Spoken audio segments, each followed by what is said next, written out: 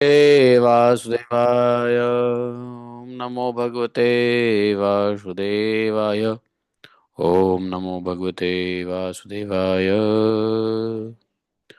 ओम नमो भगवते वासुदेवाय। नारायणं नमस्कृत्यं नरं चैव नरोत्तमं देवीं सरस्वतीं व्यासं ततो जयमुदीरयेत्। नष्टप्रायेषु भद्रेषु नित्यं भागवतसेवया भगवते उत्तमश्लोके भक्तिर्भवति नैष्ठिकी। जन्मान्धसतन्वयादिततः चार्थे सह विज्ञाश्वराट् तेने ब्रह्महृदयादिकवये मुह्यन्ति यत् सूर्यः तेजो वारिमृदां यथा विनिमयो यत्र त्रिसर्गो अमृषां धाम्ना स्दा निरस्तकोकं सत्यं परमं धीमहि धर्मः प्रोजितकैत्वत्र परमो निर्मत्सराणां सतां वेद्यं मातृगस्तुशिवदं तापत्रयोन्मूलनम् श्रीमद्भागवत महामुनिकृते किं वा परमेश्वरः सद्यो हृदवदत्तकृतिभिः शुश्रूभितत्क्षणात् निगमकल्पतरोर्गलितं फलं सुखमुखात् द्रव्यतसंयुतं पिबत भागवतं रसमालयम् मुहुरहो रसिका भुवि भावुकाः। अहं सर्वस्य प्रभवो मत्तः सर्वं प्रवर्तते इति मत्वां भजन्ते मां बुधा भावा समन्विता मच्चित्ता मद्गतप्राणा बोधयन्तः परस्परं कततस्य मां नित्यं तुष्यन्ति च रमन्ति च तेषां सततयुक्तानां भजतां प्रीतिपूर्वकं ददामि बुद्धियोगन्तं येन मामुपयान्ति ते तेषामेवानुकम्पार्थम् अहम् अज्ञानजं तमः नाशयात्मभावस्थो ज्ञानदीपेन भास्वता अहमेवा समेवाग्रे नान्यत् सतसत्परं पश्चादमते तस्य विवशिष्येत् स्वस्मि अहम् ऋतेऽर्थं यत् प्रतीयेत न प्रतीयेत चात्मनि तद्विद्यादातु न मायां यथा भासो यथा तमः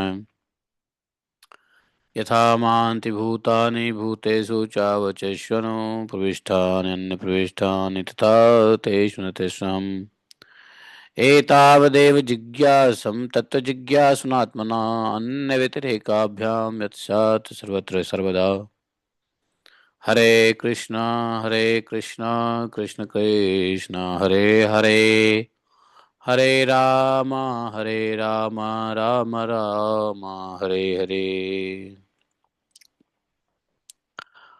हरे कृष्णा। बोले ग्रंथराज श्रीमद् भागवत महापुराण की जय। श्रील व्यासदेव भगवान की जय। श्रील सुखदेव गोस्वामी महाराज की जय। श्री सुत गोस्वामी महाराज की जय। जय जय श्री राधे श्याम। तो आज है तिथि द्वादशी शुक्ल पक्ष पौष और शिशिर उत्तरायण।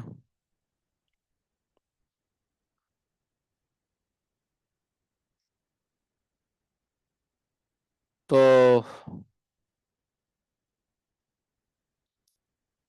नक्षत्र कृत्तिका है। अच्छा, कृत्तिका के बाद आता है रोहिणी, तो कल रोहिणी भी हैं। कल है अंग्रेजी कैलेंडर के पहला दिन भी है और आज आखिरी दिन है। आज पुराना साल, कल नया साल है ना। आज पुराना साल मना लो, कल नया साल मना लो।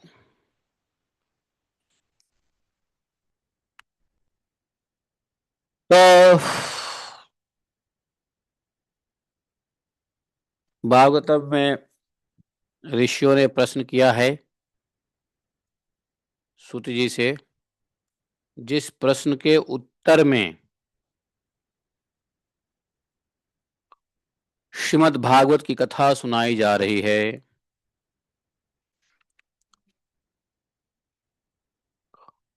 तो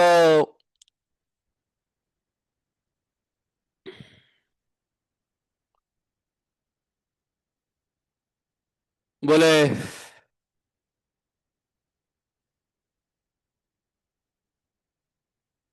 तत्नः शुश्रूषमाणानाम् अहस्यङ्गानुवर्णितुम् यस्या अवतारो भूतानां क्षेमाय च भवाय च आपन्नः संसृतिं घोरां यतनाम विवशो गृह्णन् ततः सद्यो विमुच्येन यद्विभेति स्वयं भयम् यतपादसंश्रयाः सूत मुनयः प्रशमायनाः सद्यः पुनन्त्युः उपशिष्टा स्वद्युम्नापो अनुसेवया को वा भगवतस्तस्य पुण्यश्लोकेऽङ्गकर्मणः शुद्धिकामो च शृणुयाद्यस्य कलिमलापहम्। ॐ अज्ञानतिमिरान्धस्य ज्ञानाञ्जनशलाकया चक्षुरुन्मीलितं येन तस्मै श्रीगुरुवे नमः। श्रीचैतन्यमनोभीष्टं स्थापितं येन भूतले स्वयं रूप कदा मह्यं ददाति स्वपदान्तिकम्। वन्देऽहं श्रीगुरो सुत्पत्कमलं शीघ्रो न वैष्णवांश्च सागरजातं सगं रघुनाथान्वितं तं सजीवं साद्वैतं सावधूतं परिजनसहितं श्रीकृष्णचैतन्यदेवं श्रीराधाकृष्णपादान् सहगणललिता श्रीविशाखान्वितांश्च। हे कृष्ण करुणा सिन्धो दीनबन्धो जगत्पते गोपेश गोपिकान्तं राधाकान्तं नमोऽस्तुते। तप्त कांचन गौरांगी राधे वृंदावनेश्वरी वृषभानुसुते देवी प्रणमामि हरिप्रिये। वाञ्छाकल्पतरुभ्यश्च कृपा सिन्धुभय च पतितानां पावनेभ्यो वैष्णवेभ्यो नमो नमः। जय श्री कृष्ण चैतन्य प्रभु नित्यानंद श्री अद्वैत गदाधर शिवासादि गौर भक्तवृंद।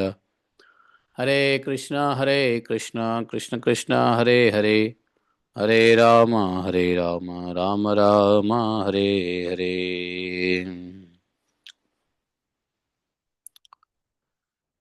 तो ऋषियों ने कहा कि आप सभी प्रकार के शास्त्रों में निपुण हैं, तो कलयुग में कलिकाल आ ही गया है, बाधा विघ्नों से भरा हुआ है, घिरा हुआ है मनुष्य।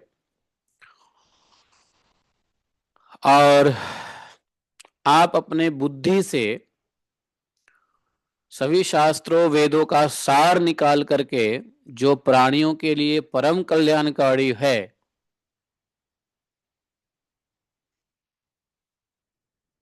वो हम श्रद्धालुओं को सुनाइए, जिससे हमारे अंतःकरण की शुद्धि हो जावे।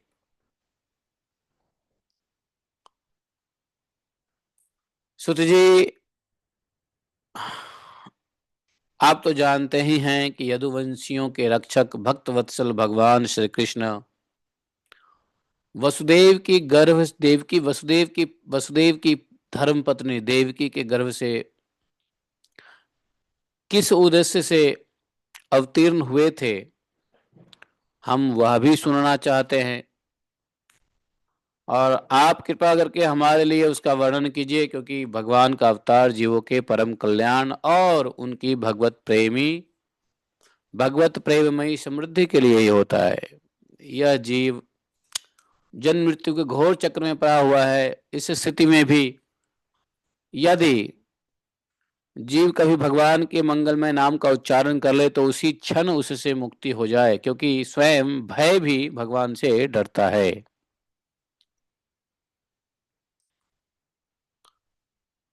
परम विरक्त, परम शांत मुनिजन भगवान के चरणों की शरण में ही रहते हैं।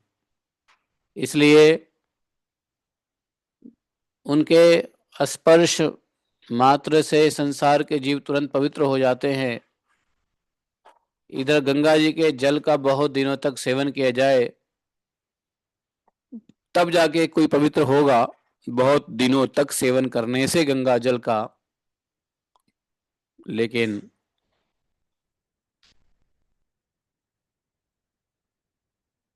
स्पर्श मात्र से ही मुनिजन विरक्त संत ये तुरंत पवित्र कर देते हैं। ऐसे पुण्यात्मा भक्त जिनकी लीला का गायन करते रहते हैं, उन भगवान का कलिमलहारी पवित्र यश भला आत्मशुद्धि की इच्छा करने वाले ऐसा कौन मनुष्य होगा जो अपना आत्मा को शुद्ध करने की इच्छा रखता होगा, जो भगवान के ऐसे कथा श्रवण को नहीं करेगा। लीला से ही अवतार धारण करते हैं भगवान। नारद आदि महात्मा ने उनके उदार कर्मों का गायन किया है और हम श्रद्धालुओं के प्रति आप भगवान के ऐसे ही लीला चरित्र कर्म दिव्य कर्मों का वर्णन कीजिए।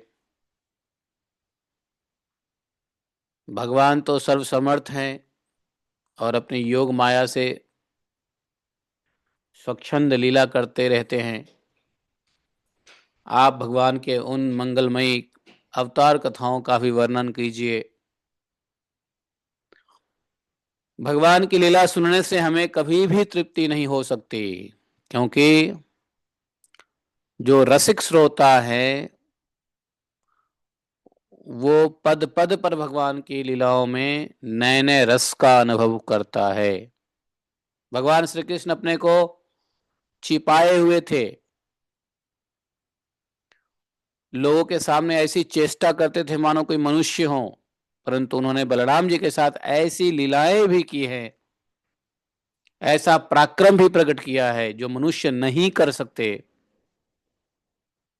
कलयुग को आया जानकर इस वैष्णव क्षेत्र में हम दीर्घकालीन सत्र का संकल्प करके बैठे हैं। भगवान की कथा सुनने के लिए हमें अभी थोड़ा समय मिला है, अवकाश प्राप्त है। यज्ञ सत्र समाप्त हो गया है और यह कलयुग अंतःकरण की पवित्रता और शक्ति का नाश करने वाला है। इस कलयुग से पार पाना बहुत कठिन है।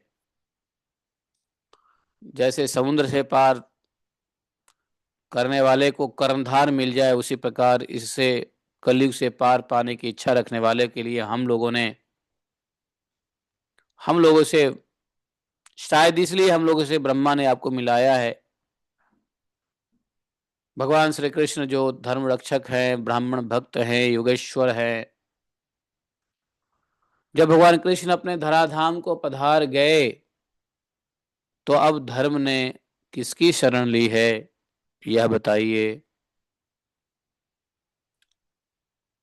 समझे?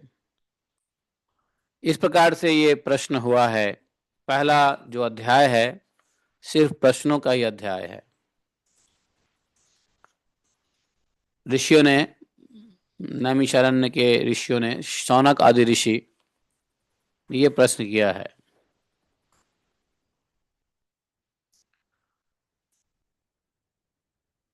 दूसरे अध्याय में कथा आता है जिसमें भगवत व्यास देव जी कहते हैं,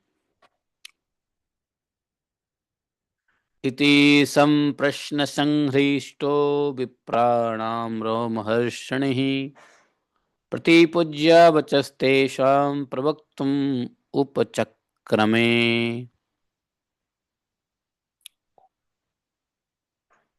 शौनक आदि ब्रह्मादि ऋषियों को यह प्रश्न सुनकर रोमहर्षण के पुत्र उग्रश्रवा को बड़ा ही आनंद हुआ है। उन्होंने ऋषियों के इस मंगलमय प्रश्न का अभिनंदन करके कहा है,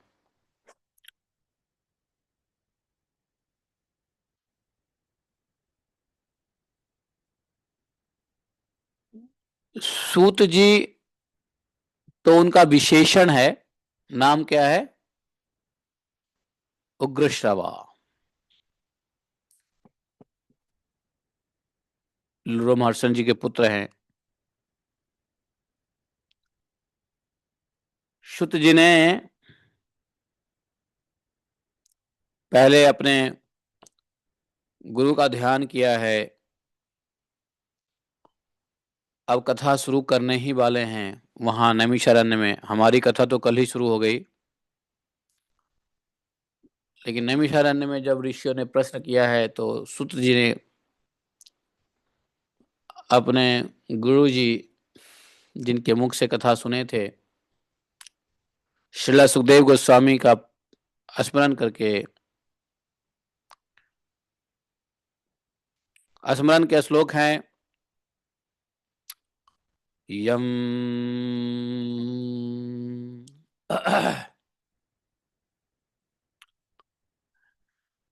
यम प्रव्रजनन्तमनुपेतपेत्तं कृतं द्वैपायनो विरह कातराजुहाव पुत्रेति तन्मयतया तरवो अभिनिन्दु तं सर्वभूतहृदयं मुनिमानतोऽस्मि। यम प्रव्रजनन्तम् अनुपेतं पेतकृत्यम्। सुधि के है, जिस समय सुखदेव जी का यज्ञ पवित्र संस्कार भी नहीं हुआ था, वैदिक लौकिक कर्मों का अनुष्ठान का मौका ही नहीं आया था, अवसर ही नहीं आया था, और सुखदेव जी ने अकेले ही संन्यास लेने के उद्देश्य से जाते देखकर, सुखदेव जी को संन्यास लेने के उद्देश्य से जाते देखकर उनके पिताजी विरह से पुकार रहे हैं, बेटा बेटा। और उस समय तन्मय होने के कारण सुखदेव जी की ओर से वृक्षों ने उत्तर दिया। तो बोले, ऐसे सबके हृदय में विराजमान श्री सुखदेव जी मुनि को मैं नमस्कार करता हूं। क्या सुखदेव जी भी सबके हृदय में विराजमान रहते हैं? क्योंकि यहाँ पे ये भी कहा है कि हाँ, तम सर्वभूत हृदय मुनि मानतोस्मि, कि सुखदेव जी सबके हृदय में विराजमान रहते हैं।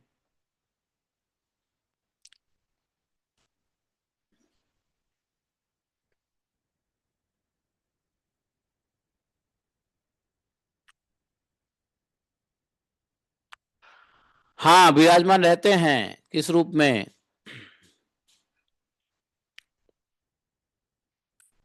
जो भगवत ज्ञान माया से ढका हुआ है, और माया का पर्दा हटता है तो भगवत ज्ञान प्रकाशित होता है। अब भगवत ज्ञान के रिजर्वायर हैं सुखदेव गोस्वामी। बोले, यह स्वानुभावम अखिल श्रुत सारमेकम आध्यात्म दीपमतिथि तीक्ष्णताम तमोन्धम संसारिणां करुणया पुराण गुह्यम तम व्यास सुनुमुपयामि गुरुं मुनीनाम्।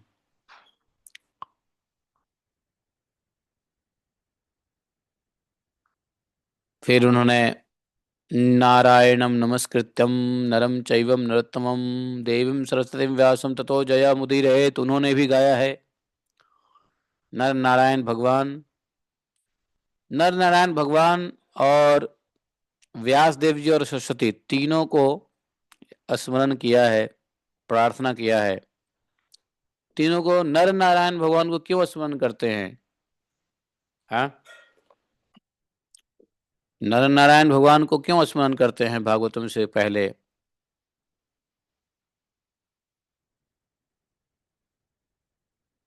और सरस्वती जी, व्यास देव जी को इसलिए कि चलो भागवतम, वेद पुराण शास्त्र इत्यादि को उन्होंने प्रणीत किया है, लिखा है। और देवी सरस्वती जिनकी शक्ति है, यहाँ देवी सरस्वती को स्मरण करते हैं शक्ति के रूप में। व्यास देव जी तो गुरु हैं, तो गुरु के लिए उन्होंने स्मरण किया है। गुरुओं के भी गुरु हैं व्यास देव जी, सभी गुरु के रिप्रेजेंटेटिव है व्यास देव जी। इसलिए व्यास देव जी को प्रणाम करना सभी गुरुओं को प्रणाम करना हो जाता है। गुरु तत्व के मूल व्यास देव जी हैं, इसलिए हाँ, व्यास देव जी की एक जयंती जिसमें गुरु पूर्णिमा कहते हैं, तो यहाँ गुरु जी के मूल गुरु को, आदि गुरु को, व्यास देव जी को प्रणाम किया है। और सरस्वती को शक्ति के रूप में, पढ़ने पढ़ाने की शक्ति सरस्वती से आती है। संसार में लड़ने की शक्ति दुर्गा देवी से आती है। पालन पोषण की शक्ति जगदम्बा से आता है। पठन पाठन की शक्ति वैसे ही सरस्वती से आती है। इसलिए शक्ति के रूप में सरस्वती को स्मरण किया है। लेकिन नर नारायण को क्यों स्मरण किया है? नारायणम नमस्कृत्यम नरम चैवम नरोत्तमम।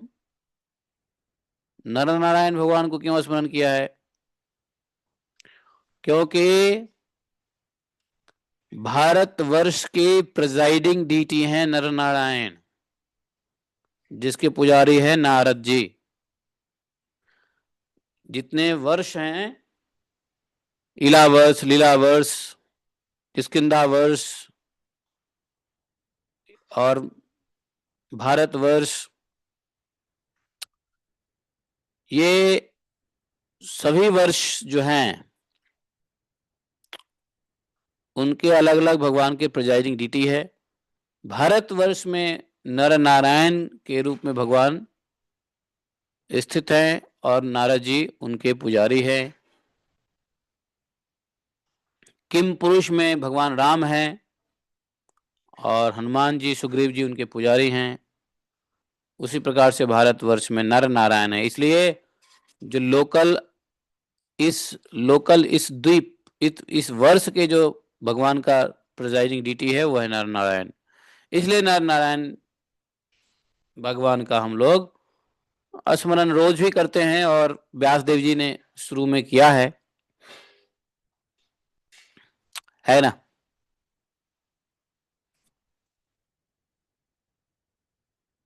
बल मुनय साधु पृष्ठो हम भगवत लोक मंगलम यत्कृतः कृष्ण संप्रश्नो जेनात्मा सुप्रसीदति। कहा है ऋषियों, आहा, आपने संपूर्ण विश्व के कल्याण के लिए यह बहुत सुंदर प्रश्न किया है, क्योंकि यह प्रश्न श्री कृष्ण के संबंध में है। ठीक ठाक भली भांति इस प्रश्न के उत्तर सुनने से आत्मशुद्धि हो जाती है। बोले सवै पुंसाम परो धर्मो यत्तो भक्ति अधोखज अहेतुक्य प्रतिहता ययात्मा संप्रसीदति। प्रभुपाद जी का फेवरेट श्लोक था, कई बार प्रभुपाद जी इसको बोलते थे। स्वई पुंसाम परो धर्मो,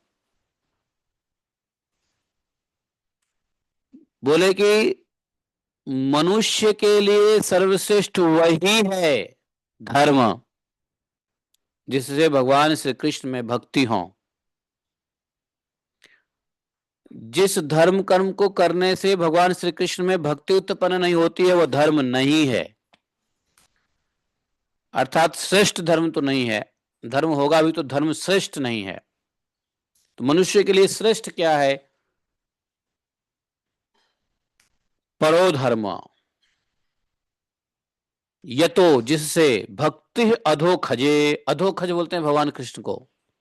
तो भगवान कृष्ण अधोखज, भगवान की भक्ति जिस धर्म में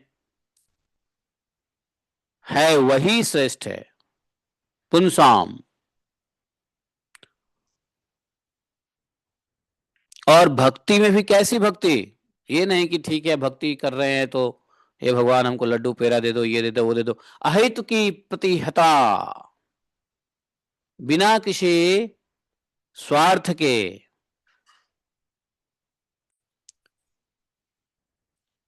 बिना किसी कामना के निरंतर बनी रहे,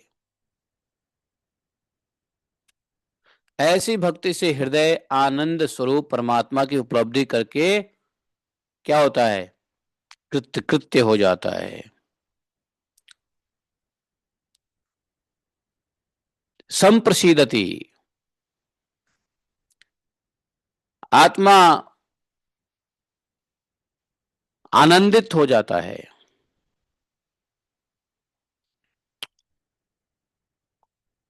भक्ति से हृदय भगवान की प्राप्ति हो जाती है। और जब भगवान की प्राप्ति हो जाती है तो क्या होता? जया आत्मा संप्रसीदति।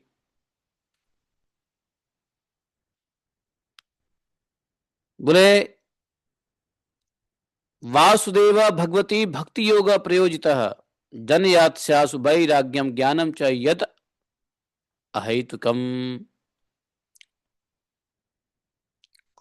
भगवान श्री कृष्ण में भक्ति होते ही पहले तो भक्ति कैसे होगी? भगवान श्री कृष्ण के संबंध में कथा सुनने से, आत्मशुद्धि होने से,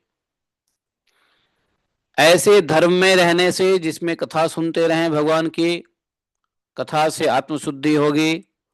आत्मशुद्धि ही सर्वश्रेष्ठ, भगवान की कथा भागवत, इसलिए भागवत ही सर्वश्रेष्ठ धर्म है। और भगवान कृष्ण में भक्ति हो, भक्ति में किसी प्रकार की कामना ना हो। और भक्ति ऐसा नहीं है कि 2026 में हो, 27 में ना हो, निरंतर बनी रहे हमेशा जब तक सांस है। ऐसी भक्ति से भगवान आनंद स्वरूप भगवान की उपलब्धि हो जाती है। और जब भगवान कृष्ण में भक्ति होती है तो अन्य अन्य प्रेम से उनमें चित्त जोड़ते ही निष्काम ज्ञान और वैराग्य का आविर्भाव हो जाता है। चित्त शुद्ध हो गया, निष्काम ज्ञान और वैराग्य की उदय हो जाता है।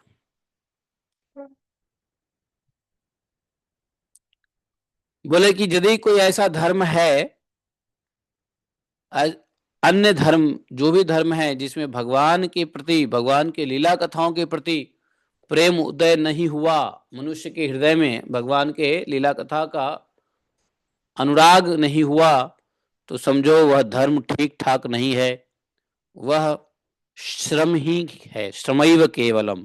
यह कहा है न उत्पाद्य यदि रति ही श्रमैव ही केवलम। ऐसा धर्म धर्म स्वानुष्ठित पुंसाम विश्वक्सेन कथासु यह। जिस धर्म में भगवान के कथा श्रवण में प्रेम नहीं उत्पन्न होता,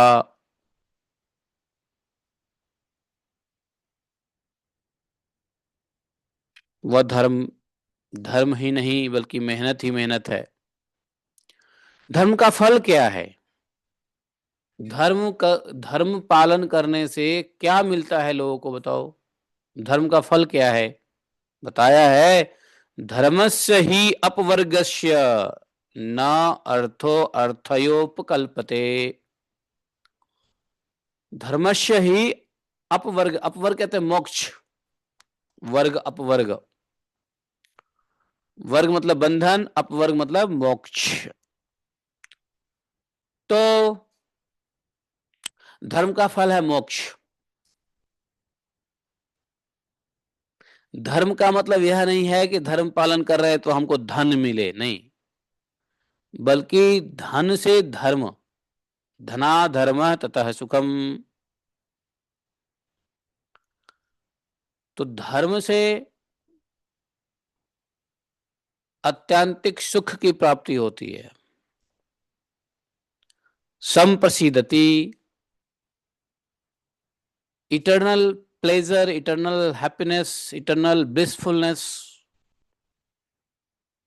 ये फल होता है धर्म का।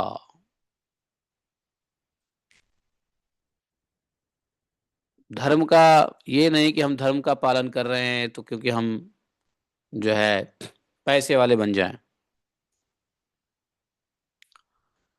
पैसे वाले बनने के लिए भी बहुत सारे लोग धर्म का पालन करते हैं। बहुत सारे लोग जानते हो क्रिश्चियन बन गए। क्यों? क्योंकि क्रिश्चियन वाले के पास पैसा होता है, क्रिश्चियन वाले की लाइफ स्टैंडर्ड अच्छी है, क्रिश्चियन वाले देखो कैसे बढ़िया से रहते हैं। क्या है हिंदू वाले लोग सब देखो, जब देखो तो हैं मक्खी भ्रमण हो रही है, मंदिर का ये हाल है, ऐसा वैसा। हिंदू वाले लोग गरीब होते हैं। पहले पहले ऐसा होता था, आजकल तो नहीं। आज सबके पास पैसे हो गए हैं, लेकिन पहले जब अंग्रेज लोग आए थे तो भारत के लोग उनके हैट बूट सूट को देख करके, उनके रुतबा को देख के, उनकी शैली को देख करके, हाँ उनके प्रति आकर्षित होते थे। देखो क्या ठाठ वाठ से रहता है। वास्तव में यही धर्म है, हैं? इसी धर्म में तो पैसा है। चलो क्रिश्चियन बन जाएं। बहुतों को लोभ लालच में क्रिश्चियन बनाया गया, आज भी बनाया जाता है कि तुम्हारा भगवान क्या देता है, और यहाँ पे हमारा भगवान देता है रोटी, कपड़ा, मकान, नौकरी, पैसा। समझे? तो ये ऐसे जो लोग बेवकूफ लोग हैं, जो धर्म को धन से के लिए अपनाते हैं, चाहे क्रिश्चियन धर्म हो चाहे कोई भी धर्म हो, धन के लिए अपनाते हैं, वो धर्म नहीं है। अर्थ प्राप्ति धर्म का साधन है ही, धर्म का है ही, फल है ही नहीं। अर्थ केवल धर्म के लिए है, लेकिन धर्म अर्थ के लिए नहीं है। धर्म अर्थ के लिए नहीं है, अर्थ केवल धर्म, रुपए पैसे धर्म के कार्य करने के लिए है, न कि रुपए पैसे के लिए धर्म है। लोग बाग धर्म बदलते हैं पैसे के लिए, और पैसा होने के बाद धर्म नहीं करते, फिर कुकर्म करते हैं। समझे? ऐसा होता था कि नहीं होता था? लोग बाहर गए तो उनको क्रिश्चियनिटी के प्रति आकर्षण, देखो ये लोग कितने वो हैं, पैसे वाले हैं, लाइफ स्टाइल कितनी अच्छी है, इनके पास कोई नियम नहीं है, कितना बढ़िया है, बिना नहाए धोए अपना चले जाओ चर्च में, क्या फर्क पड़ता है, कुछ ज्यादा टेंशन नहीं है, और बहुत अधिक भगवान भी नहीं है, बहुत अधिक इफ एंड बट भी नहीं है, डू एंड डज भी, डू और डोंट भी नहीं है बहुत सारे, है ना? लिबरल है। समझे?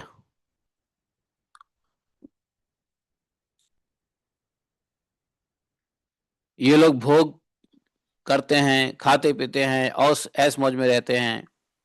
हमारे यहाँ क्या है, ये नहीं खाना, लहसुन नहीं खाना, प्याज नहीं खाना, नॉन वेज नहीं खाना, मच्छी नहीं खाना। देखो वो लोग खाते पीते ऐश करते हैं, है कि नहीं? उनके धर्म कितना बढ़िया है।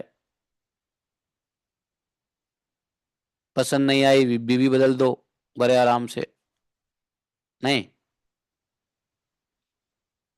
ये क्रिश्चियनिटी बहुत आकर्षित किया शुरू शुरू में भारत के लोगों को, सनातनियों को। सनातनी नहीं कह सकते, सनातनी तो नहीं थे वो लोग, लेकिन सो कॉल्ड हिंदू बने थे, बड़ा आकर्षित किया। समझे? और क्रिश्चियनों से शादी किया, क्रिश्चियन खुद बन गए, बच्चों को क्रिश्चियन बना दिया है।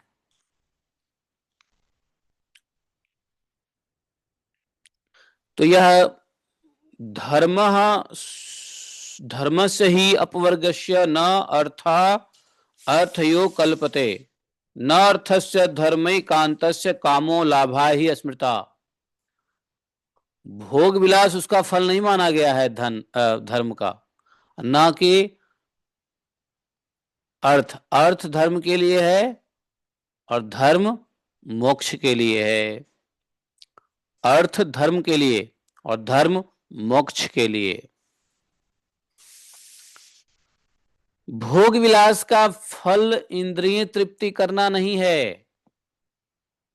भोग विलास का फल है, भोग विलास किस लिए करना चाहिए? अगर अपने मेहनत से, कमाने धमाने से या भगवान के इच्छा से जो कुछ भी प्राप्ति होती है भोग कर लेते हैं। पानी पीना भी भोग है, भोजन करना भी भोग है, बिस्तर पे सोना भी भोग है, सोफे पे बैठना भी भोग है, रोटी चावल खाना भी भोग ही है। तो भोग का मतलब क्या कहते हैं? भोग लगाइए। भोग लगाइए मतलब क्या? प्रयोग कीजिए। अगर प्रसाद सामने आया है तो प्रसाद को भोग लगाइए। भगवान प्रसाद को भोग नहीं लगाते, भोग तो मनुष्य लगाता है प्रसाद का। भगवान किसका लगाते हैं भोग? है भगवान भोग किसका आरोपते हैं? नहीं पता किसी को। आवाज आ रही है आज पुराने साल में?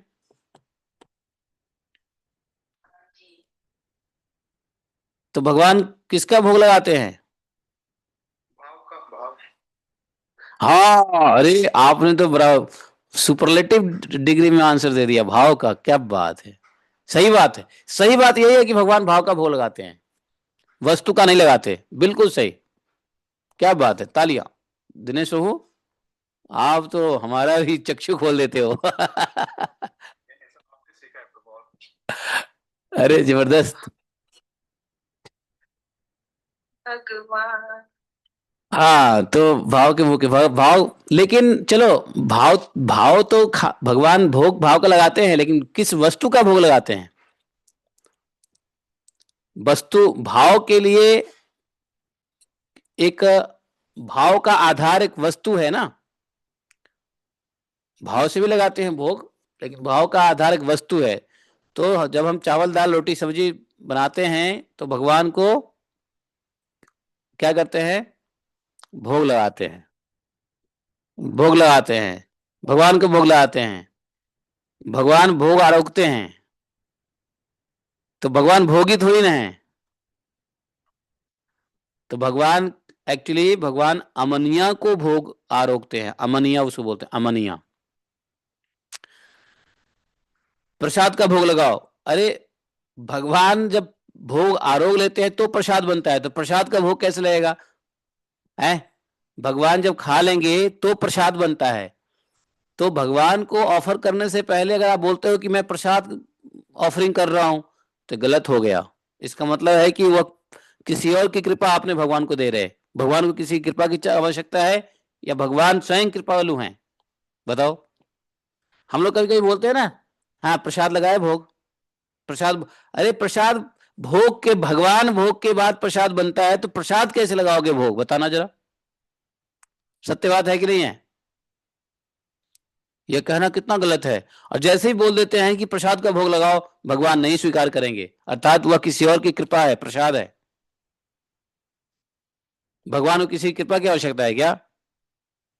ये बड़ी कॉमन मिस्टेक वैष्णव लोग करते हैं। करते कि नहीं करते हैं? मैं गलत बोल रहा हूं क्या? यही बोलते हैं ना कि प्रसाद का भोग लगाओ, प्रसाद का भोग लगा क्या? ऐसे ही बोलते हैं ना घर में। क्या बोलते हैं मेरे ख्याल से? भगवान को भोग लगाओ। भगवान को भोग लगाओ। प्रसाद बना क्या? हाँ जी बन गया। भोग लगा क्या? तो लो।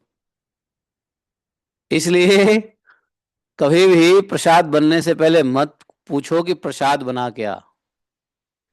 अमनिया तैयार हुआ क्या? साधु संतों के समाज में जब आप साधु संतों के बीच रहोगे, मंदिर में रहोगे, तो वहां ये कहा जाता है कि अमनिया तैयार हुआ क्या। अमनिया बोलते हैं, अमनिया, अमनिया तैयार हुआ क्या। ये शब्द में सुना है राजेंद्र दास बाबा की एक कथा में। हाँ, तो अमनिया लगाओ भोग, अमनिया भोग लगा। ये नहीं कि उससे तो अच्छा ये कहो कि भाई, हाँ, भोज्य पदार्थ भोग लगा क्या, ऐसा भी कह सकते हैं। लेकिन प्रसाद भोग लगा क्या, ये गलत हो जाएगा। तो भोग जो है भगवान अमनिया का लगाते हैं और भक्त प्रसाद का भोग करता है। अब भोग का मतलब होता है प्रयोग में लाना। और किस लिए प्रयोग में लाना, जीवन निर्वाह के लिए प्रयोग में लाना। तो तो भोग दो प्रकार का होता है। एक तो जीवन निर्वाह के लिए भोग, दूसरा इंद्रिय तृप्ति के लिए भोग। तो लेकिन ज्यादातर लोग भोग को इंद्रिय तृप्ति के दृष्टिकोण से देखते हैं, जबकि जीवन निर्वाह के लिए भी जो प्रयोग में लाते हैं उसको भी भोग विलासी कहते हैं, है कि नहीं। तो बोले कि अर्थ धर्म के लिए, धर्म मोक्ष के लिए, और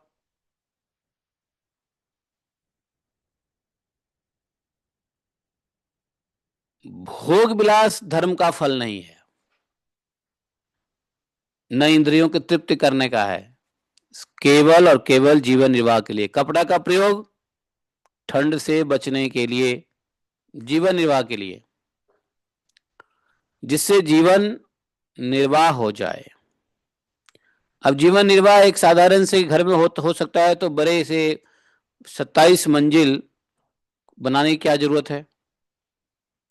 ले दे के 4 आदमी है मुकेश अंबानी के घर में, हाँ, और वो 4 आदमी है तो चलो 3 बेडरूम ले लो, 4 बेडरूम ले लो, लेकिन इतना बड़ा अंटेलिया बनाने की क्या जरूरत है। क्या बोलते हैं उसके घर का नाम, क्या, अंटालिया, क्या नाम उसका है, क्या जरूरत है।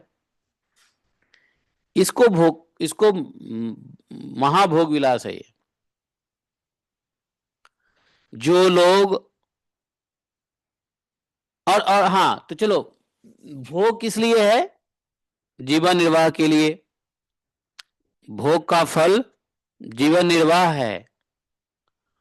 और जीवन निर्वाह का फल क्या है, जीवन किस लिए जिया जाए,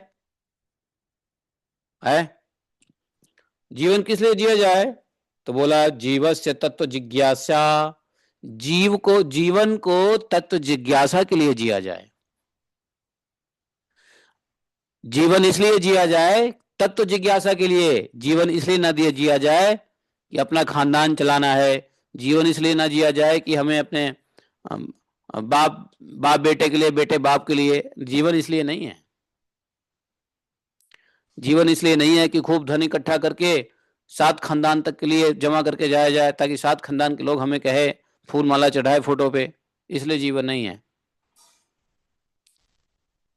जीवन क्यों मिला है,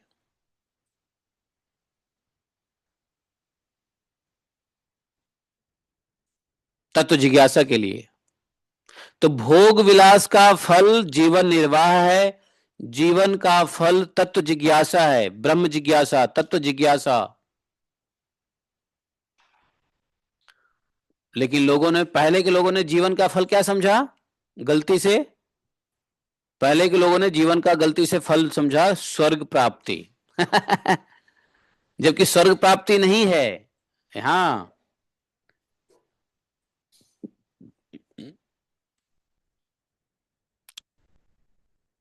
है। यह लोगों को लगता है कि अरे जीवन में अच्छे कार्य करो, स्वर्ग प्राप्ति। स्वर्ग प्राप्ति भी जीवन का उद्देश्य नहीं है। अच्छे कर्म करो स्वर्ग में जाओगे, जी नहीं, स्वर्ग प्राप्ति का उद्देश्य जीवन नहीं है। तत्व जिज्ञासा है जीवन का फल। और लोग क्या करते हैं, जब जीवन का फल तत्व जिज्ञासा नहीं समझते हैं तो बहुत सारे कर्म करते हैं। अब बहुत सारे कर्म क्यों करते हैं, क्योंकि स्वर्ग की प्राप्ति हो। सो कॉल्ड हिंदू है तो स्वर्ग की प्राप्ति ही फल मानता है, जीवन का सफलता। खैर आजकल तो हिंदू में आजकल आजकल जो साइंटिफिक एडवांसमेंट है वैज्ञानिक जो आधुनिकता है, आधुनिकता में तो लोग स्वर्ग भी भूल गए हैं। स्वर्ग प्राप्ति भी उनका फल नहीं है। कुछ लोग तो कहते हैं स्वर्ग किसने देखा है, स्वर्ग तो पृथ्वी पे ही है। अच्छे से पैसे कमाओ, अच्छा घर बनाओ, शादी करो, बढ़िया सा घर, नौकर चाकर, गाड़ी घोड़े, यही स्वर्ग है। स्वर्ग यही है, और कहाँ स्वर्ग है। आजकल स्वर्ग के भी डेफिनेशन लोगों ने बदल दिए हैं कि नहीं स्वर्ग तो यही है, नरक यही है, स्वर्ग यही है। जी नहीं, स्वर्ग और भी जगह है स्वर्ग। यहाँ जो स्वर्ग नरक देख रहे हो ना, स्वर्ग नरक नहीं है। यहाँ के स्वर्ग नरक दुख की कमी को सुख मानते हैं और सुख को ही स्वर्ग मानते हैं। दुख में थोड़ा सा, दुख में थोड़ा कम हुआ नहीं कि उसको सुख मानते हैं, और सुख को ही स्वर्ग मानते हैं। दुख को भगवान का श्राप मानते हैं, और दुख में अधिक अधिक बढ़ोतरी हुई तो उसको नरक मानते हैं। समझे। थोड़ा बहुत दुख हुआ तो भगवान को कोसते हैं, अपने भाग्य को कोसते हैं, विधाता को कोसते हैं। तो थोड़ा मोड़ा दुख विधाता को कोसते हैं, और अधिक दुख हुआ तो उसी को नरक मान लेते हैं। अधिक दुख को नरक मानते हैं और अधिक सुख को ही स्वर्ग मानते हैं। ये मनुष्य का प्रॉब्लम है, ये बेवकूफ का प्रॉब्लम है, मतलब जिसको ज्ञान नहीं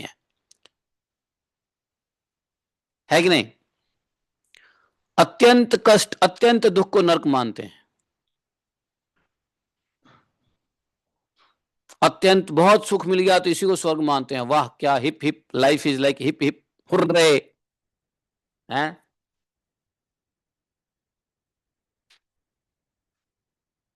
पैसे बहुत अधिक है, जो चाहे खरीद सकते हैं, जो चाहे कंफर्टेबल है, उसको मानते हैं कि यही स्वर्ग है। नहीं, न स्वर्ग प्राप्ति करना जीवन का फल है, न ही नरक। जब स्वर्ग नहीं है तो नरक कैसे हो सकता है। लेकिन कौन लोग हैं जो स्वर्ग की इच्छा करने लग जाते हैं, जो आत्मा के स्तर पे नहीं है, जो शरीर के स्तर पे है। स्वर्ग में क्या होता है, भोग मिलता है। अरे बढ़िया बढ़िया खाने को मिलेगा, बढ़िया बढ़िया पीने को मिलेगा, सोम रस मिलेगा, बड़ी सारी अप्सराएं मिलेंगी। शरीर में थकावट नहीं होगी, अप्सराओं के साथ क्या बोलते हैं, संभोग से थकावट नहीं होगी। यहाँ तो थकावट हो जाती है लोगों को। यहाँ तो शरीर की लिमिटेशन है, खाने की भी लिमिटेशन है, ज्यादा खा नहीं सकता। स्वर्ग में जितना खा लो कोई दिक्कत नहीं है। स्वर्ग में खाते रहो, उल्टी नहीं होगी जब तक मन न बढ़े। यहाँ तो थोड़ा खा लोगे उल्टी हो जाएगी। यहाँ तो स्त्री भोग में 2 मिनट के बाद आदमी को फ्रस्ट्रेशन हो जाता है, वहां तो अनंत काल तक भोग करते रहो, कोई फ्रस्ट्रेशन नहीं है, शक्ति कमजोर नहीं होता। अप्सराएं मिलती हैं, जिसको मुस्लिम लोग भी नूर कहते हैं, हूर कहते हैं। क्या कहते हैं, हूर। मुस्लिम लोग भी हूर कहते हैं ना, कि 72 हूर, हूर के पास जाओगे, इतने काफिर को मारोगे तो 72 हूर के पास जाओगे। तो हूर कहाँ है, ये हूर कुछ नहीं है, अप्सरा ही हूर है। और ये फल खाओगे, ये फ्रूट्स खाओगे, ड्राई फ्रूट्स खाओगे, ये खाओगे, वो खाओ, क्या है, ये भोग ही है। शरबत मिलेगा, वो शरबत क्या है जो मुस्लिम लोग शरबत कहते हैं, वो शरबत क्या है, सोमरस ही है। तो जो शरीर के स्तर पे है वह स्वर्ग का इच्छा रखता है, क्योंकि वहां पे खूब भोग करने की वस्तु मिलेगी। एक ऐसा जीवन जिसमें खूब भोग करने को मिले, वह स्वर्ग है। तो जिन हिंदुओं को, सनातनियों को यह पता नहीं है कि जीवन का फल स्वर्ग नहीं है, ये तो मुस्लिम लोगों का पता है। मुस्लिम लोगों की अकल उतने ही तक चलती है कि स्वर्ग तक बस, 72 हूर नूर तक, खाने पीने तक। तो उनका शरीर में ही उनका ध्यान रहता है। और ऐसे यदि हिंदू का भी अगर यही मानना हो जाए कि जीवन का फल स्वर्ग है, तो वो हिंदू मुस्लिम से कुछ अलग है ही नहीं, क्योंकि उसका भी वही उद्देश्य है, सराबोर शरबत नूर पता नहीं क्या क्या। और हिंदू का भी वही इच्छा रहेगा। तो अंतर क्या है?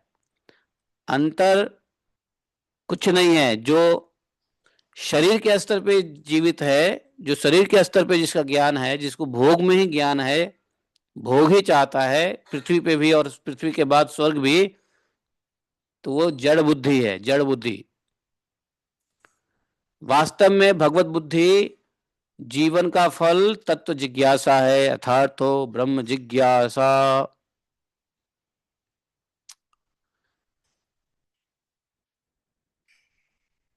और तत्व जिज्ञासा जीवन का फल है, तो तत्व जिज्ञासा क्या है? बोले कि तत्व जिज्ञासा क्या है?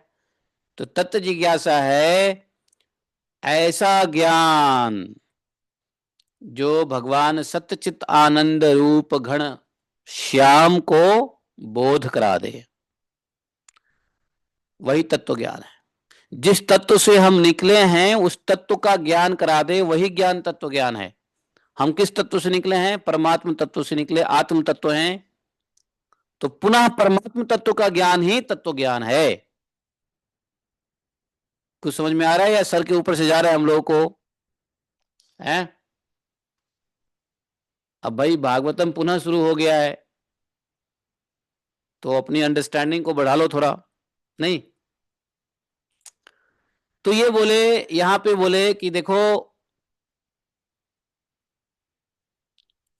उस सच्चिदानंद घन स्वरूप भगवान को कोई ब्रह्मा कहता है, कोई परमात्मा कहता है, कोई श्याम कहता है, कोई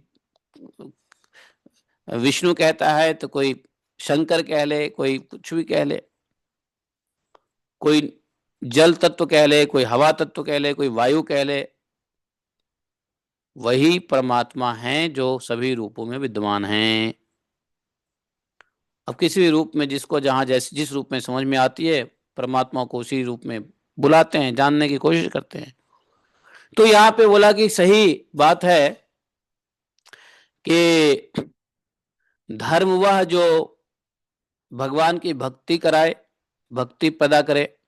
बाकी तो क्या है, अधर्म ही मतलब निचले स्तर के धर्म हो सकते हैं, लेकिन श्रेष्ठ धर्म तो यह है जिसमें भगवान कृष्ण की भक्ति हो, उनमें अनन्य प्रेम हो, निष्काम ज्ञान वैराग्य का उदय हो। और बोले कि ऐसे ही धर्म का करना चाहिए अनुष्ठान, ऐसे ही धर्म का पालन करना चाहिए जिसमें भगवान के लीला कथाओं के प्रति प्रेम अनुराग उत्पन्न हो। और धर्म का फल मोक्ष है, अर्थ धर्म के लिए है, धर्म से कमाए हुए अर्थ पुनः धर्म के लिए है। देखा जाए तो अर्थ जो है धर्म का बच्चा है, क्योंकि अर्थ को धर्म से कमाना होता है और पुनः धर्म में ही लगाना होता है। जैसे आत्मा का पिता परमात्मा है, तो परमात्मा से आत्मा निकल के पुनः परमात्मा में जाना है। तो ऐसे ही ये अर्थ और धर्म है कि धर्म से अर्थ कमाओ और अर्थ को पुनः धर्म में लगाओ। भोग विलास में मत लगाओ।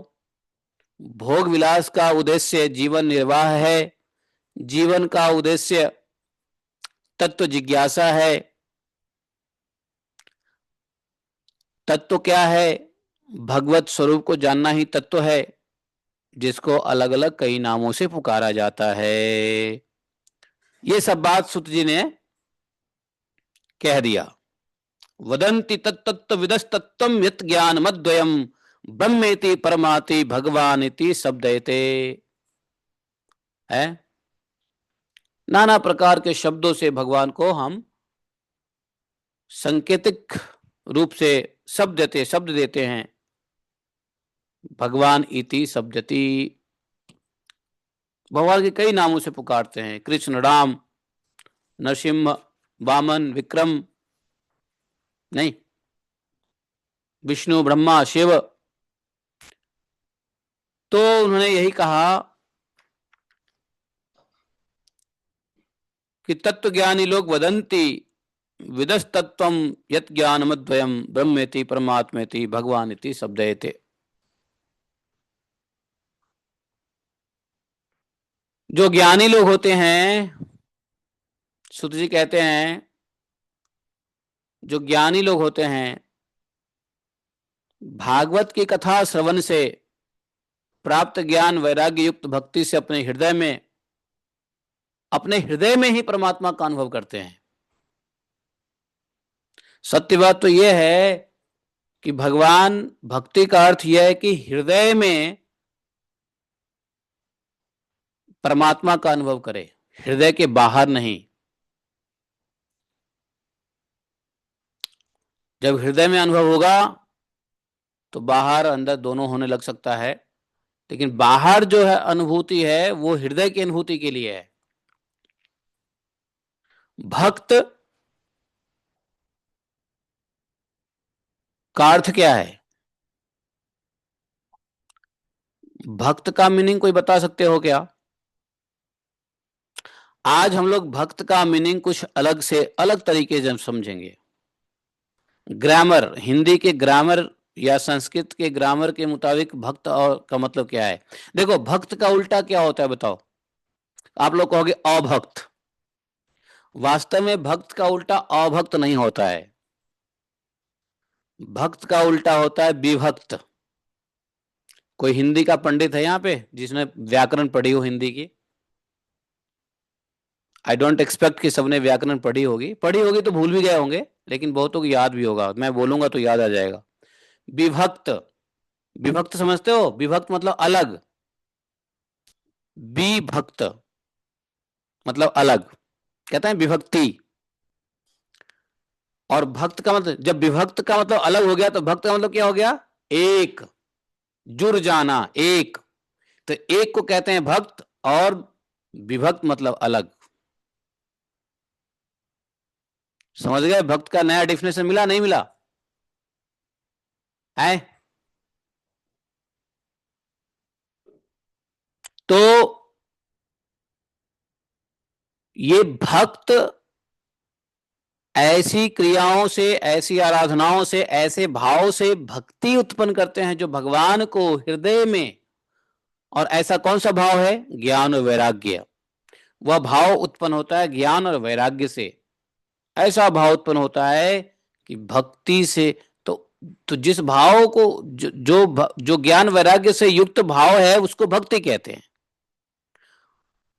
और भक्त क्या होता है फिर? एक हो जाता है भगवान से, हृदय में ही परमात्मा स्वरूप का अनुभव करता है। शौनकादि ऋषियों, यही कारण है कि अपने अपने वर्ण और आश्रम के अनुसार मनुष्य जो धर्म का अनुष्ठान करते हैं उसकी पूर्ण सिद्धि इसी में है कि भगवान प्रसन्न हो। चाहे कोई भी धर्म का अनुष्ठान करो, जो कुछ भी करो, कोई भी पूजा पद्धति हो, कोई दिक्कत नहीं है, लेकिन उसका उद्देश्य एक होना चाहिए। क्या? भगवान की प्रसन्नता। एवं प्रसन्न मनसो भगवत भक्ति योगतः भगवत तत्व विज्ञान मुक्त संगस्य जायते।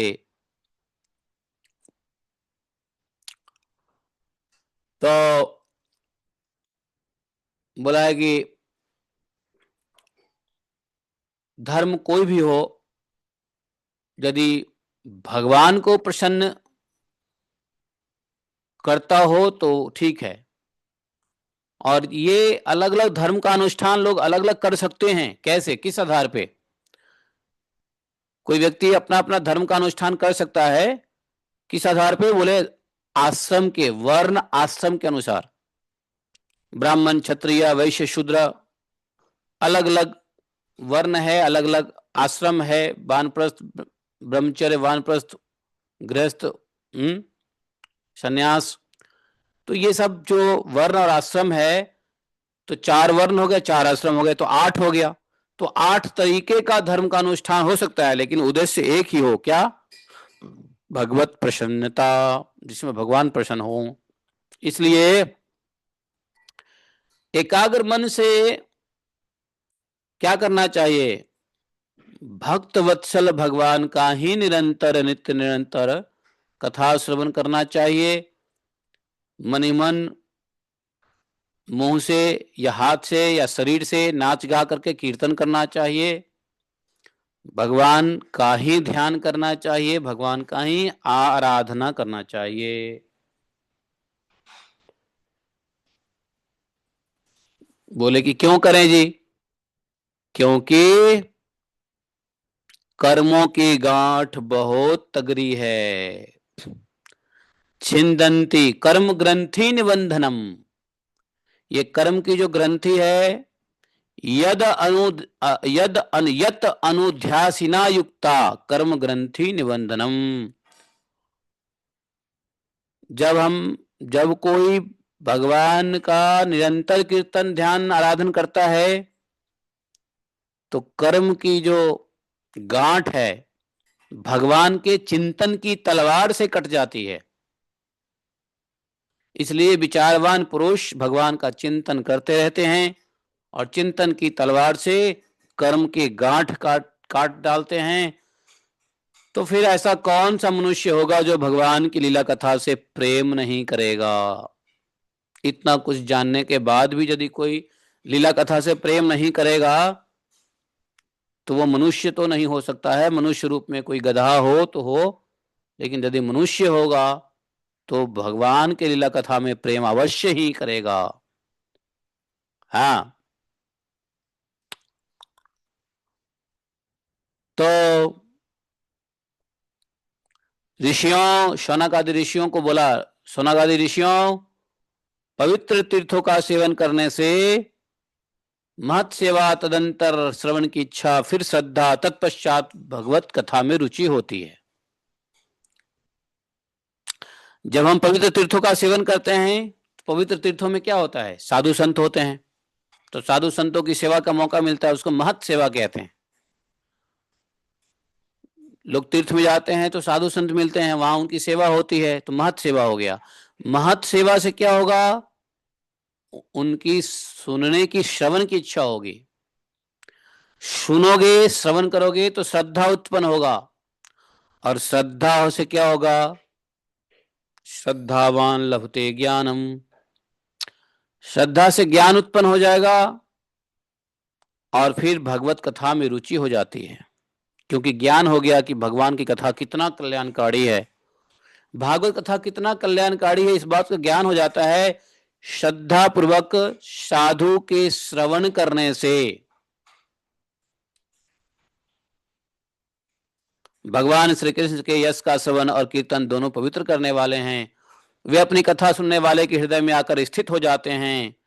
फिर से यहाँ पे वही बातें आती है, श्रीवताम स्वकथाम कृष्ण पुण्य श्रवण कीर्तना, श्रीवतान स्वकथा कृष्ण पुण्य श्रवण कीर्तना। जैसे ही भगवान के कथा, पुण्य कथा का श्रवण होने लगता है तो भगवान क्या करते हैं? उस वक्त हृदयंत अस्थो ही भद्राणी विधुनोति सुहृत सताम। हृदय में आकर भगवान क्या करते हैं? स्थित हो जाते हैं, और हृदय में स्थित होकर के भगवान सभी प्रकार के अशुभ को नष्ट कर देते हैं। वासनाओं को, अशुभ क्या है हमारे हृदय में, क्या अशुभ है? तो वासना, अशुभ वासना। देखो, शुभ वासना को नष्ट नहीं करते भगवान, अशुभ वासना को नष्ट करते हैं। शुभ वासना भी हमारे हृदय में है, अशुभ वासना भी हमारे हृदय में है। ज्यादा अशुभ वासना है, वो उसी से हमारा कर्म बंधन बनता है। वासना से हम स्वभाव बनता है, स्वभाव से क्रियाएं होती हैं, क्रियाओं से क्रिया का फल मिलता है, अच्छा बुरा। तो अशुभ वासना ही प्रॉब्लम है, शुभ वासना प्रॉब्लम नहीं है। इसलिए भगवान को कहे, संतों के तो नित्य सुहृद हैं। जब श्रीमद् भागवत अथवा भागवत भक्तों के निरंतर सेवन से अशुभ वासनाएं नष्ट हो जाती है, तब भगवान श्री कृष्ण के प्रति क्या होता है? अस्थाई प्रेम प्राप्ति होती है, नैष्ठिकी भक्ति प्राप्त होती है। यहां वही श्लोक कहा, नष्ट प्रायः स्वभद्रेषु नित्यम भागवत सेवया। जब नित्य भागवत भक्तों का संग होता है या नित्य भागवतम के कथा श्रवण का से संग होता है भागवत का, तो भगवान के कृपा से भक्ति उत्तम श्लोके भक्ति भवती नैष्ठिकी। भगवान में अस्थाई प्रेम की प्राप्ति होती है, अस्थाई, अस्थाई नहीं। तो तब क्या होता है, जब भगवान श्री कृष्ण में अस्थाई प्रेम की प्राप्ति होगी, तब रजोगुण और तमोगुण के भाव, काम और लोभ आदि शांत हो जाते हैं। ये काम, लोभ इत्यादि क्यों होता है? रजोगुण तमोगुण के भाव से। जिसके अंदर में तमोगुण रजोगुण ज्यादा रहेगा ना, लोभ काम में फंसा रहता है इत्यादि। काम, क्रोध, लोभ, मोह, मद मात्सर्य ये सब समाप्त हो जाता है। ये सब रजोगुण और तमोगुण के भाव हैं।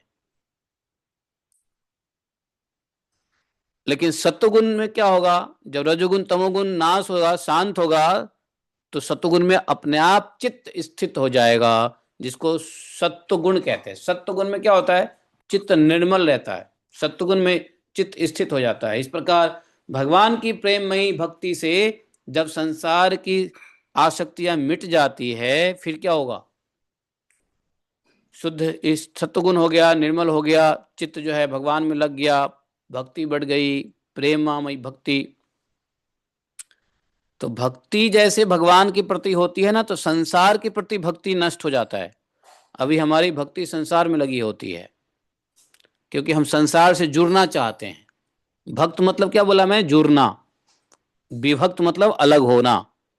तो हमारी भक्ति चल रही है संसार के प्रति, संसार के प्रति जुड़ना चाहते हैं। संसार की ये वस्तु, वो वस्तु, ये पाले, वो पाले, ऐसा कर ले, वैसा। तो ये जो है हट करके भगवान में जब लग जाता है, तो अपने आप संसार की आसक्ति नष्ट हो जाती है।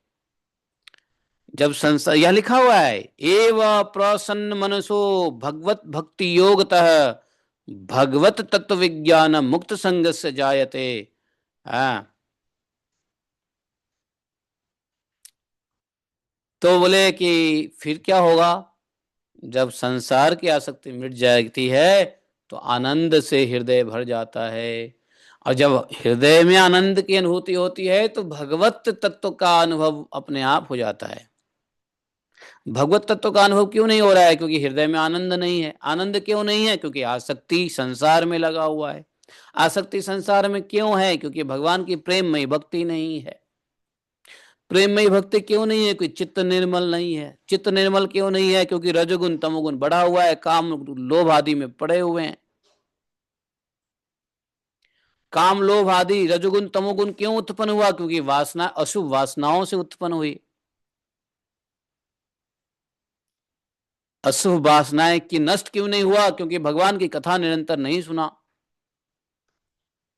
भगवान की कथा क्यों नहीं सुनते? क्योंकि साधु का संग नहीं। साधु का संग क्यों नहीं होता?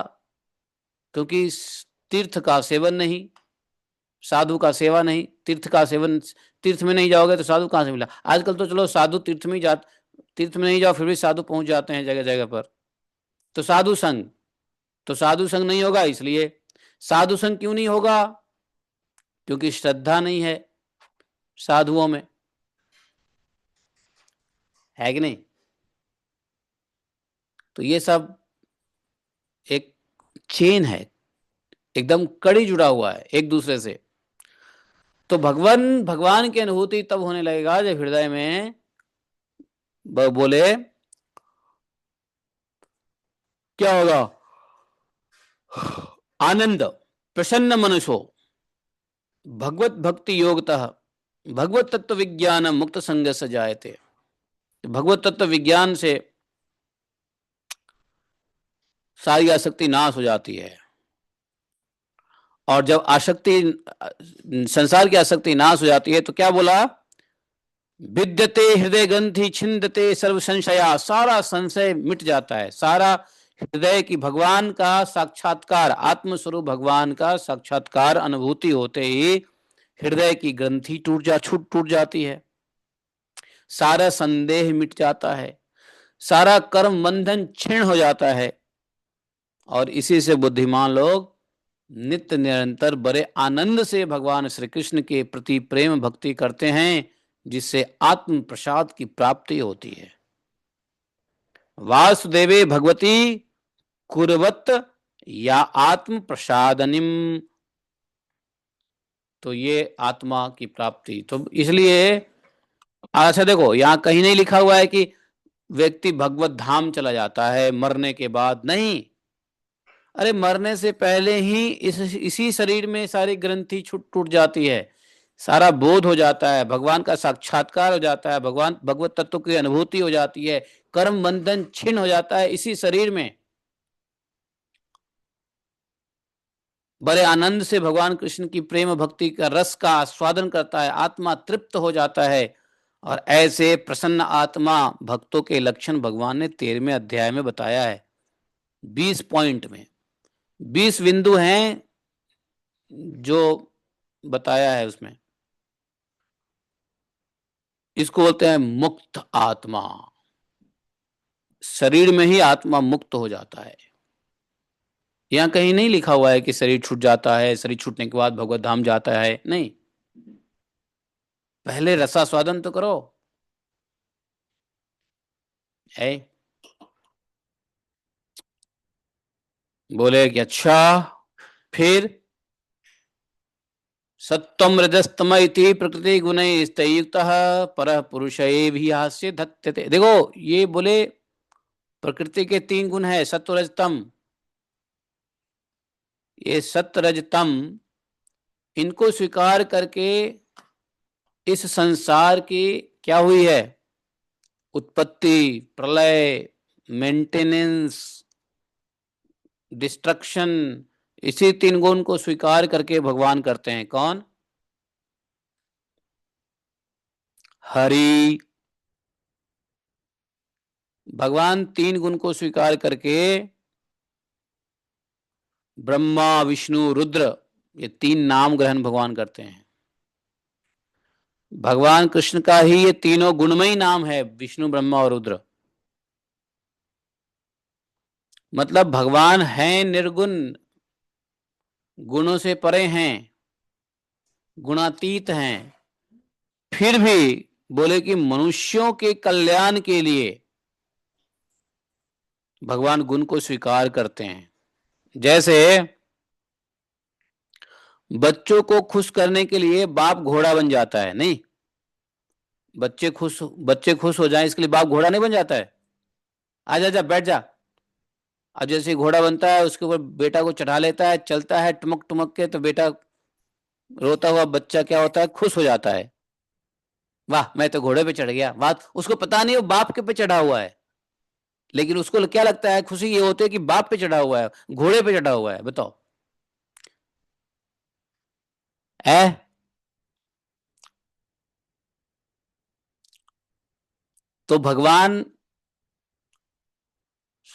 जीवों का कल्याण करने के लिए जीवों के आसपास में नाना प्रकार के लीला रूप धारण करते हैं, गुण को स्वीकार करते हैं। किस लिए? मनुष्य का कल्याण हो। दिन रात बनाया, संसार बनाया, विष्णु ब्रह्मा रुद्र देवी देवता बनाए, हवा पानी जल महतत्व प्रकृति पुरुष सब बनाया, नहीं? किस लिए जीवन दिया? किस लिए? मोक्ष के लिए। और उस मोक्ष में भी हम अकेले नहीं प्राप्त कर सकते हैं, भगवान ने ज्ञान दिया, गुरु दिया, शास्त्र दिया, धाम दिया, नाम दिया, रूप दिया, आकर्षण, नहीं?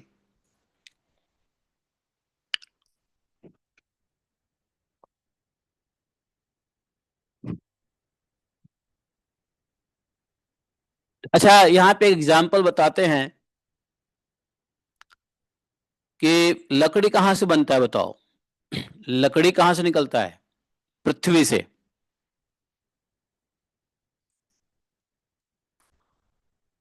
जिससे जो चीजें उत्पन्न होती है उसको विकार कहते हैं। तो लकड़ी पृथ्वी का विकार है। लेकिन लकड़ी से भी श्रेष्ठ क्या है? धुआं। और धुआं से भी श्रेष्ठ क्या है? अग्नि। क्यों? क्योंकि अग्नि सद्गति देने वाला है। अग्नि सद्गति देने वाला है। तो वैसे ही तमोगुण से श्रेष्ठ है रजोगुण, और रजोगुण से श्रेष्ठ है सत्वगुण। क्योंकि यही सत्वगुण भगवान का दर्शन कराने वाला है। हालांकि यह गुण भी ठीक नहीं है, सत्वगुण भी ठीक नहीं है, लेकिन सत्वगुण में एटलीस्ट भगवान का अनुभूति करा देते हैं। इसलिए बोला कि लकड़ी से अच्छा है धुआं, धुआं से अच्छा है अग्नि। पृथ्वी से कहीं श्रेष्ठ है लकड़ी, लकड़ी से कहीं श्रेष्ठ है धुआं, धुआं से कहीं श्रेष्ठ है अग्नि। क्योंकि अग्नि भगवान का मुख है, और अग्नि में हम हविष्य देते हैं, यज्ञ करते हैं, यज्ञ याग आदि करते हैं, जिससे अग्नि सद्गति देती है, प्रदान करती है। ऐसा पहले लोग भगवान विष्णु की आराधना किया करते थे पहले के युगों में। पहले के युगों में भगवान विष्णु की शुद्ध सत्व में भगवान विष्णु की आराधना करते थे। अभी भी लोग उनका अनुसरण तो करते ही हैं, और भगवान विष्णु की आराधना से कल्याण तो होता ही है। जो लोग इस संसार से ऊपर उठना चाहते हैं, इस संसार से पार पाना चाहते हैं, इस संसार से वो किसी की निंदा भी नहीं करते, किसी में दोष भी नहीं देखते, फिर भी घोर रूप वाले तमोगुण रजोगुण भैरव आदि भूपतियों की उपासना न करके सत्व गुण विष्णु भगवान और उनके अंश कला स्वरूपों का ही भजन करते हैं। किंतु जिनका स्वभाव रजोगुण तमोगुण है, वे धन ऐश्वर्य संतान की इच्छा से भूतों की पूजा करते हैं, कोई पितर कोई प्रजापतियों की उपासना करते हैं। क्योंकि इन लोगों का स्वभाव भूत आदि से मिलता जुलता है। इसलिए उन्होंने कहा कि वेद का जो सार है, तात्पर्य है, वो भगवान श्री कृष्ण में ही है। यज्ञ का उद्देश्य कृष्ण ही है, योग कृष्ण के लिए किए जाते हैं, और सभी प्रकार के कर्म का प्रयोजन भी कृष्ण में ही है। ज्ञान से ब्रह्म स्वरूप कृष्ण की ही प्राप्ति होती है। तपस्या श्री कृष्ण की प्रसन्नता के लिए किया जाता है, और भगवान श्री कृष्ण के लिए ही धर्म का अनुष्ठान होता है। सभी गतियां श्री कृष्ण में ही समा जाती है। फिर भी भगवान श्री कृष्ण प्रकृति और उनके गुणों से ऊपर हैं, और अपनी गुणमयी माया जो प्रपंच की दृष्टि से है, प्रपंच मात्र ही है, तत्व की दृष्टि से तो है ही नहीं गुणमयी माया। उन्होंने ही सर्ग के आदि में संसार की रचना की थी। यहाँ पे यही बोला कि वासुदेव परा वेदा, वासुदेव परा मखा, वासुदेव परा योगा, वासुदेव परा क्रिया, वासुदेव परम ज्ञानम, वासुदेव परम तपः, वासुदेव परो धर्मो, वासुदेव परागति। समझे? तो सभी वेद वासुदेव परावेदा, सभी वेद का सारांश भगवान ही है। वासुदेव, वासुदेव कौन? कृष्ण। कल मैं एक आर्टिकल पढ़ रहा था गीता प्रेस के मैगजीन में, कल्याण में। तो उसमें गीता की एक बात, गीता के ऊपर लिखा हुआ था। तो उसमें गीता में ये नहीं बार बार बोलते कि कृष्ण ने ऐसा कहा, कृष्ण ने वैसा कहा। वो एक शब्द का प्रयोग बार बार करते, जो मुझे अच्छा नहीं लगा, बार बार पढ़ना बेकार, में छोड़ दिया पढ़ना। कृष्ण कथा गीताकार, गीताकार ने कितना सुंदर कहा, गीताकार ने ऐसा कहा, गीताकार ने वैसा कहा, गीताकार ने ये कहा, गीताकार ने वो कहा। मतलब गीताकार, जब मैं देखा कि सब जगह गीता की बातें लिखी हुई है, 8-10 गीता के श्लोक लिखे हुए हैं, और गीता के बारे में गीताकार, किसने लिखा है, किसने लिखा है श्लोक? गीताकार। अरे या तो गीताकार, इतना गंदा शब्द लग रहा था, गीताकार गीताकार गीताकार गीताकार। अरे इसी में व्यास देव जी लिख दो कम से कम। मान लो चलो गीता को व्यास देव जी ने पहले लिखा तो व्यास देव जी लिखो, या गीताकार व्यास देव जी नहीं मानते हो लिखे हैं तो कृष्ण का नाम ले लो, भगवान कृष्ण ने बोला। हालांकि गीता जी तो कृष्ण भगवान के बोलने से पहले ही व्यास देव जी ने लिख दिया, वो भी कृष्ण द्वैपायन ही है। तो श्री कृष्ण द्वैपायन वेद व्यास न लिख करके, भगवान श्री कृष्ण न लिख करके क्या लिखता है? गीताकार गीताकार गीताकार ने यह भाव अच्छा दिया है, गीताकार ने ऐसा दिया है, गीताकार ने ऐसा कहा, गीताकार ने वैसा कहा। हमने कि ये कौन है, मिल जाए तो सर पे मारो इसको। फिर मैंने देखा कि उसके राइटर कौन है, तो उस आर्टिकल का राइटर कोई फलाना फलाना पीएचडी शर्मा वर्मा थे। हमने कहा ये लो, ऐसे ही होता है जब ये सीधे सीधे जब भगवान की बात नहीं करते हैं ना, तो गीताकार गीताकार गीताकार है। तो हमने गीता के श्लोक को तो पढ़ लिया, और कैसे कोरिलेट करते हैं वो मैंने समझ लिया, लेकिन हर जगह लिखता है गीताकार। ये जहां गीताकार आता था मेरे को बुखार चढ़ जाता था, गीताकार गीताकार। बताओ, मतलब अगर कोई व्यक्ति, बाहर का व्यक्ति पढ़े तो उसको तो मतलब गुमराह कर दे आदमी हैं, ऐसे ऐसे अर्थ निकालते हैं। ऐसे ही एक एक क्या नाम, विनोबा भावे हैं, विनोबा भावे जानते हो ना? ये बड़े बड़े लोगों ने भी गीता को पढ़ा और अपने भाषा में लिखना शुरू कर दिया। तो विनोबा भावे ने भगवत गीता को, एक गीता में था कर्म विकर्म, तो विकर्म को क्या लिखते हैं मालूम है? विकर्म को बोलते हैं विशेष कर्म। विशेष कर्म, जबकि विशेष कर्म विकर्म का मतलब है ही नहीं। विकर्म का मतलब यह है भगवत विरुद्ध कर्म विकर्म है, जो भगवान से विकर्षण कराए वो कर्म विकर्म है। तो ऐसे ऐसे विशेष कर्म करना चाहिए। हाँ, विशेष कर्म जिससे मानव का कल्याण हो, ये अपने अपनी बुद्धि से। तो ऐसी ऐसी बात पढ़ने को भी लगता है जैसे कितना घटिया है, बताओ। इसलिए मैं ये क्यों कह रहा था, क्योंकि यहां देखो, वासुदेव परावेदा वासुदेव परामखा, तो अर्थ में सीधा सीधा लिखते हैं हनुमान प्रसाद पोद्दार जी गीता प्रेस के अर्थ में, श्री कृष्ण, तात्पर्य क्या है? श्री कृष्ण। हाँ, ये सही दृष्टिकोण है। ऐसी राइटिंग ही पढ़ने को अच्छा लगता है। खैर, भगवत प्राप्त भक्त थे, तो जिनको भगवान की अनुभूति नहीं है वो ऐसे फालतू की बातें करता है। गीताकार गीताकार गीताकार, हे भगवान गीताकार को, मुझे लगा कि सभी जहां जहां गीताकार लिखा है वहां पे मैं स्ट्राइक आउट कर दूं। नहीं, क्या करें, छोड़ो। तो हमारे पास कल्याण आता है ना, तो मैं उसी आर्टिकल को पढ़ता हूँ जो कुछ विशेष भक्तों द्वारा, जैसे रामसुख दास जी ने एक आर्टिकल है तो वो पढ़ूंगा, बाकी छोड़ देता हूँ मैं। कल मैंने ऐसे ही पढ़ लिया, गीताकार गीताकार, हे भगवान। या देखो, वासुदेव प्रावेदा वासुदेव प्रामुखा वासुदेव प्रायोगा वासुदेव प्राक्रिया, वासुदेव कोई और नहीं है, कृष्ण ही वासुदेव हैं। तो इसलिए वेद का तात्पर्य कृष्ण में, यज्ञ का उद्देश्य कृष्ण, योग का सब योग कृष्ण के लिए, सभी कर्म की समाप्ति जो परिसमाप्ति होती है कृष्ण में, वासुदेव पराह क्रिया। सारी क्रिया का उद्देश्य वासुदेव को प्रसन्न करना, सभी योग के रास्ते वासुदेव की तरफ जाता, सभी के प्रकार के ज्ञान वासुदेव भगवान श्री कृष्ण के ब्रह्म स्वरूप प्राप्ति,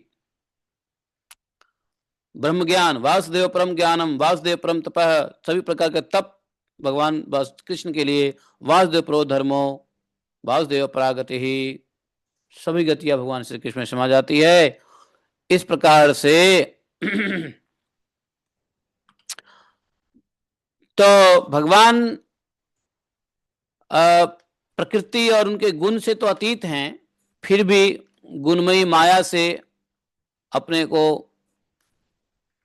क्या करते हैं, इस संसार की रचना करते हैं, पालन करते हैं। तो ये जो तीन गुण है ये सिर्फ भगवान का विलास मात्र है। कौन सा? भगवान का कौन सा? माया विलास है, इसको बोले माया विलास। तीन गुण भी भगवान का माया विलास ही है। इसके भीतर भगवान इनसे दिखते हैं, लेकिन वास्तव में भगवान इन गुणों से अछूत हैं, क्योंकि भगवान परिपूर्ण विज्ञान घन आनंद है, विज्ञानानंद घन। देखो, अग्नि, आग, यथा ही वहितो वह्नि दारुष्के स्वयोनुषु। जैसे अग्नि किसी प्रकार के वस्तु को जला देती है, किसी प्रकार की लकड़ी दे दो उसमें अग्नि प्रकट हो जाएगी। तो अग्नि अनेक सी मालूम मालूम पड़ सकती है, लेकिन अग्नि तो अग्नि ही है, जिसको तेज कहते हैं। वैसे ही आत्मस्वरूप भगवान तो एक ही हैं, परंतु प्राणियों की अनेकता से अनेक जैसे दिख पड़ते हैं। प्राणियों की अनेकता से अनेक दिखते हैं, लेकिन है एक। तो इस प्रकार से जो है बोले कि देखो, भगवान नाना प्रकार की योनियों का निर्माण करते हैं और उन योनियों में जीवों को कर्म के मुताबिक विषयों का उपभोग करते कराते रहते हैं।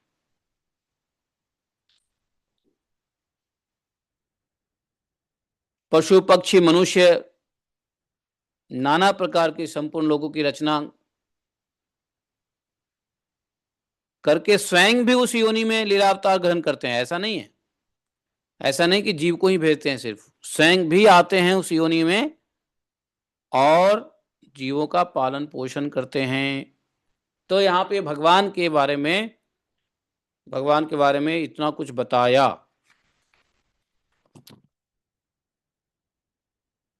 तो ये भगवत कथा और भगवत भक्ति का महात्म्य बता दिया। देखो, सुत गोस्वामी ने ही भागवतम के प्रथम स्कंद के दूसरे अध्याय में भागवतम का महात्म्य इतना बताया, इसलिए प्रभुपाद जी ने महात्म्य जैसी कोई चैप्टर शुरू में दिया ही नहीं। क्यों?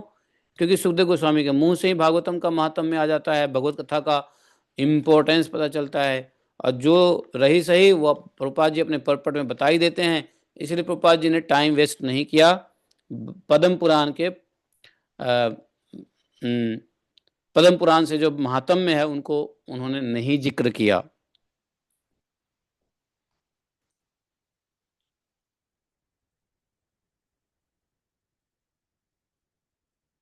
तो आप समझ गए, सारांश में समझ लो कि धर्म क्या है, जीवन का उद्देश्य क्या है, प्रकृति क्या है, तीनों गुण क्या करते हैं, भोग विलास क्या है, तत्व जिज्ञासा क्या है, तत्ववेत्ता लोग हृदय कैसे शुद्ध होगा, भगवान की अनुभूति कैसे होगी, भगवान का नित्य निरंतर भजन करने की आवश्यकता क्यों है, भगवान की कथा किस प्रकार से ये सब प्राप्त कराते हैं, भागवत पुराण का पाठ क्यों करना चाहिए, क्यों सुनना चाहिए, भक्ति क्यों आवश्यक है, ये सारे चीजों का उत्तर जो है अभी इसी में दे दिया। और भगवान के लिए क्या बोला? सब कुछ। भगवान के लिए ही यह बात आती है, from the Krishna to the Krishna, by the Krishna, through the Krishna. नहीं, जीव कुछ नहीं कर सकता फॉर द कृष्णा। तो from Krishna to Krishna, by Krishna, for Krishna, with the help of Krishna, mercy of Krishna, on the Krishna, above the Krishna नहीं। सब कुछ भगवान, इसलिए बोला वासुदेव प्रामखावास, सब कुछ कृष्ण, सब कुछ वासुदेव के आसपास। सभी ज्ञान, योग, तप, दान, धर्म, अनुष्ठान, तो इस प्रकार से जो है ना भगवान के बारे में बताया और सिलसिलेवार ढंग से बताया, अच्छे से समझाया, है कि नहीं। अब जो है भगवान के अवतारों का वर्णन होगा। देखो मैं आपको बता दूं, इस बार भागवतम के विशेष जो 110 प्रसंग है, भागवतम में टोटल लगभग लगभग 110 प्रसंग है। उन प्रसंगों पे मैं ज़्यादा ध्यान दूंगा, बाकी चीज़ों को मैं सरसरी निगाह से आगे बढ़ूंगा और प्रसंग में ज़्यादा टाइम लूंगा। जैसे मान लो अजामिल प्रसंग है तो ये सब प्रसंगों में ज़्यादा टाइम लेंगे और उसमें उन श्लोकों का रसास्वादन करेंगे जो बहुत कुछ शिक्षाएं देती है, इंस्पायर करते हैं, और बाकी जो है चीज़ें चलती रहेंगी समास रूप से। तो आज के लिए इतना ही काफ़ी है, और फिर अपना दूसरा तो भगवान की लीला है ही, जो हम लोग गर्ग संहिता पढ़ते ही हैं, तो रहा सहा वहाँ से पूरा हो जाएगा। तो भागवतम में यहीं पर रुक जाते हैं। बोले ग्रंथराज श्रीमद् भागवतम की जय। एकम शास्त्रम देव के पुत्र गीतम, एको देवो देव की पुत्र एव, एकम मंत्र शतश नामानि यानि कर्मापि तस्य दिवस सेवा। तमेव माता च पिता तमेव, तमेव बंधुश्च सखा तमेव, तमेव विद्या द्रविणम तमेव, तमेव सर्वदेव देवः। कृष्णाय वासुदेवाय हरे परमात्मने प्रणतक्लेशनाशाय गोविंदाय नमो नमः।